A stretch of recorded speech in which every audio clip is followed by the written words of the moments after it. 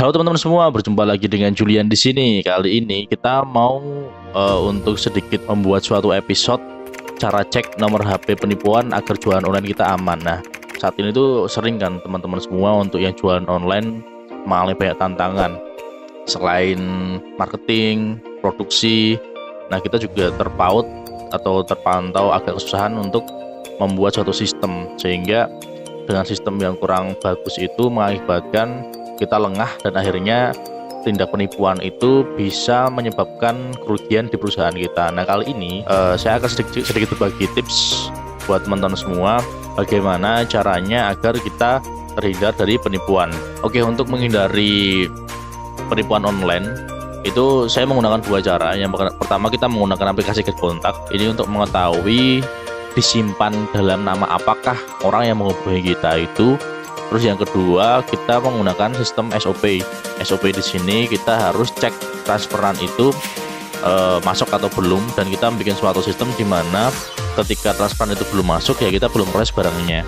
Itu biasanya saya gunakan dan alhamdulillah hingga saat ini tidak menyebabkan kerugian di perusahaan, karena saya tidak pernah mengalami penipuan itu terjadi dan saya transfer uang dulu dan uangnya hilang.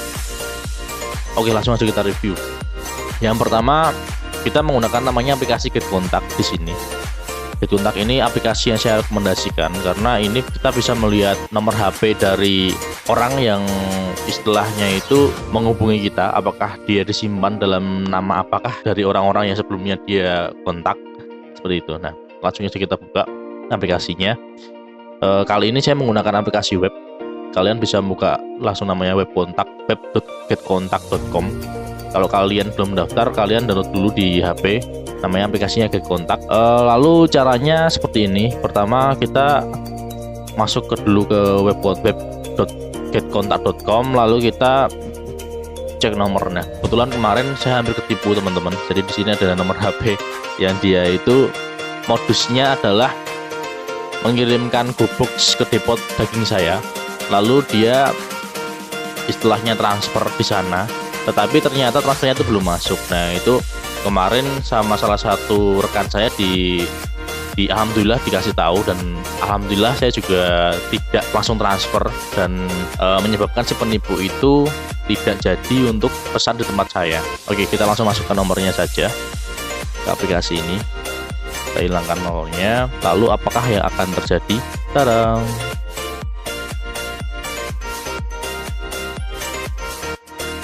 Nah, kita buka di sini ya teman-teman. Ini Tenggeng nama dia pakai nomor eksis.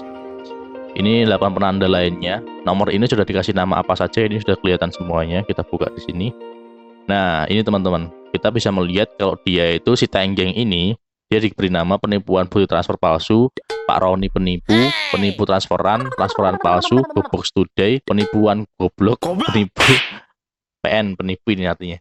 Nah, dari sini kita bisa melihat ya teman-teman, kalau ternyata si nomor yang menghubungi saya itu ternyata penipu, dan alhamdulillah kemarin yang bersangkutan tidak jadi transfer ke tempat saya karena saya langsung screenshotkan ini, saya kirim ke orangnya langsung, dan dia langsung memblokir nomor saya ya teman-teman. Itu jadi Get Kontak ini satu aplikasi yang menurut saya sangat saya rekomendasikan buat teman-teman semua yang jualan online, tentunya agar teman-teman juga terhindar dari kasus penipuan. Oke teman-teman, kita review lagi. Tadi yang pertama, kita menggunakan aplikasi yang namanya Get Kontak untuk mengetahui nomor HP si penipu tadi di shop. Lalu yang kedua ini kita menerapkan namanya SOP system ya. Jadi SOP ini di sini istilahnya itu banyak kejadian ya teman-teman. Ini sering sekalian kalau misal kita tidak berhati-hati. Jadi sistemnya adalah si konsumen ini melakukan transfer, dan transfernya itu ternyata tidak masuk ke rekening kita. Nah, SOP yang saya terapkan yang pertama adalah tidak mengirim barang sebelum uang transferan dicek. Mengirim ya teman-teman. Jadi kita tidak mengirim barang dulu sebelum uang transferannya itu dicek. Karena apa? Karena kelengahan kita, ketidakhati-hatian kita terhadap sistem-sistem seperti ini mengakibatkan kerugian yang sangat fatal buat perusahaan kita. Nah, makanya keuangan itu menjadi salah satu hal yang fundamental, harus sering-sering dicek kalau misal ada transferan masuk, dan itu harus divalidasi. Ketika memang masuk ya alhamdulillah berarti masuk, lalu orderan baru diproses, seperti itu. Lalu yang kedua, tidak ada pembayaran tempo, apalagi ini untuk konsumen-konsumen baru, tidak ada dan tidak perlu kita melakukan pembayaran tempo, ataupun konsumen itu tidak perlu melakukan pembayaran tempo ke perusahaan kita. Kita hanya menerima ada uang, ada barang, seperti itu aja untuk konsumen-konsumen baru. Karena apa? Tempo ini sangat mengganggu cash flow teman-teman. Jadi kalau teman-teman semua sering-sering menggunakan pembayaran tempo, otomatis cash flow akan bermasalah dan otomatis perusahaan juga tidak akan stabil teman-teman. Oke, yang ketiga, selalu pastikan HP kita terhubung dengan mobile banking. Oke teman-teman semua, untuk yang SOP tadi, yang ketiga adalah selalu pastikan HP kita terhubung dengan mobile banking. Ini sangat saya rekomendasikan buat teman-teman semua yang jualan online ataupun bisnis online. Karena apa? Karena tingkat kecepatan dari kita ngecek suatu transferan itu tergantung apakah kita nginstal di mobile banking atau enggak.